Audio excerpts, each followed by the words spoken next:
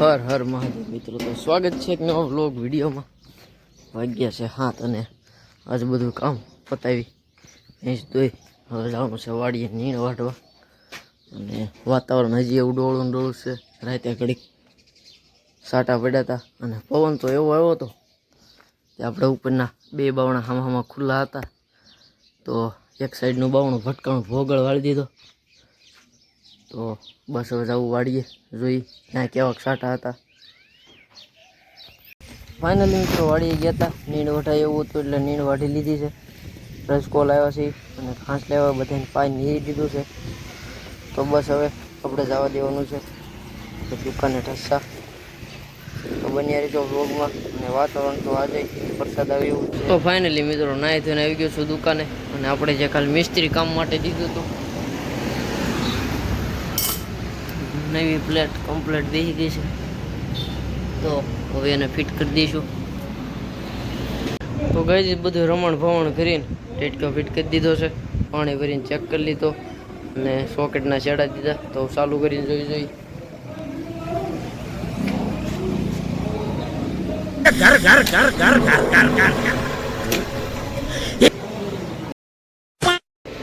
તો કઈ સવારમાં મારા પપ્પા ગયા હતા આપણા ગામમાં મોટર કાઢવા ભંડારીયામાં. સવાતા લઈને વાયરિંગ કાઢી નાખ્યું છે, બધા સ્પેર પાર્ટ અંદર મૂકી દીધા છે, મોટર સાફે કરી નાખી છે. તો હવે જવાનું છે ઘરે જમવા, કારણ કે વાગ્યા છે 12.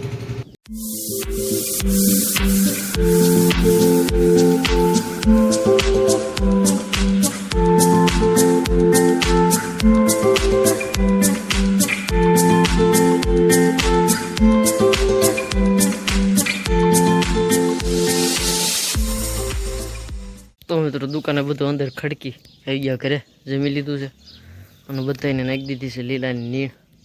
અને આજનું વાતાવરણ આગાહીવાળા એવું કહે છે કાલ કરતાંય ખરાબ થાય. કાલ જે રાતે પવન હતો 12-1 વાગ્યે એ કરતાંય વધારે આવવાનું છે. તો જોઈ કેવું આવે છે. અને હવે જવાનું છે આપણે પાછું દુકાને.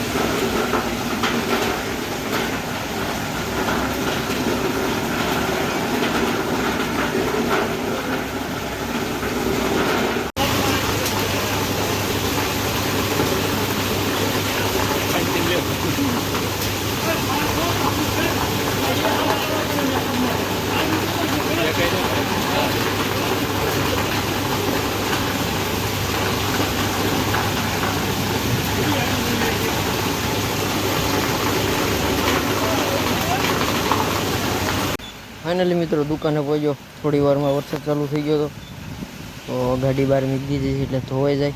અને મોટર બાંધવાનું ચાલુ કરી દીધું, કોલ વીંટવાનું ચાલુ છે. હવે જોઈ કેટલી ઘણી વરસાદ આવે છે, કેવો વરસાદ પડે. તો ફાઇનલી મિત્રો પછી મોટર બંધાઈ એટલે આવી ગયા ઘરે. કનેક્શન બાકી હતું અને વરસાદ હવે ધીમો પડી ગયો છે. અને આપણા આજુબાજુના ગામડા જલાલપુર, મેમદા, કાસડી, ત્યાં તો બધી તળાવ છલકાઈ ગયા છે. આપણે ઠસાવાળા રસ્તે જે આવે એ અડધું ભરાઈ ગયું છે. તો નુકસાને ઘણું કર્યું છે.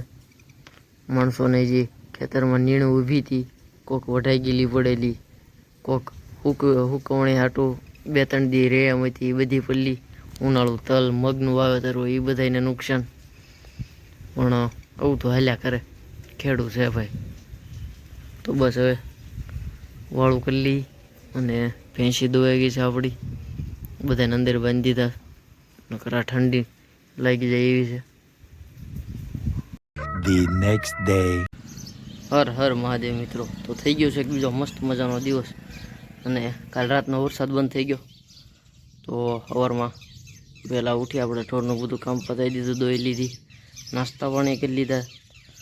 અને કાલ બપોરના બધા વાસડા પલળતા હતા, નનકા છે હાવ 2-3 મહિનાના. તો બધાને નીણ નાખી છે 2 કુળા જેવી. અને આજે આપણે કામ કરવાનું છે આ રૂમની સફાઈ. કારણ કે ઘઉંની પેટી અહીં મેકવાની છે એટલે આ બધી વસ્તુ આપણે ધાબે ઉપરના મકાનમાં માળિયા ખાલી છે ત્યાં બધું નાખવાનું. તો બધું ચાલુ કરી. તો મિત્રો ફાઇનલી આપણે જે સ્પેર પાર્ટનું ટીપણું છે ધાબે લઈ લીધું અને જોઈ શકો છો તમે વાતાવરણ પાછું કાળું મસ્ત છે આ ભાખું અને તડકી નીકળી છે. તો જોઈ પાછા આવે છે કે નહીં. તો મિત્રો થોડીક જ વાર લાગી છે હોન્ડામાં આવ્યો તો બધાને નીંદ નાખવા અને વરસાદ વરસવા માંડ્યો છે ખજબનો. જો પતરા ગાજી સાંભળો તમે.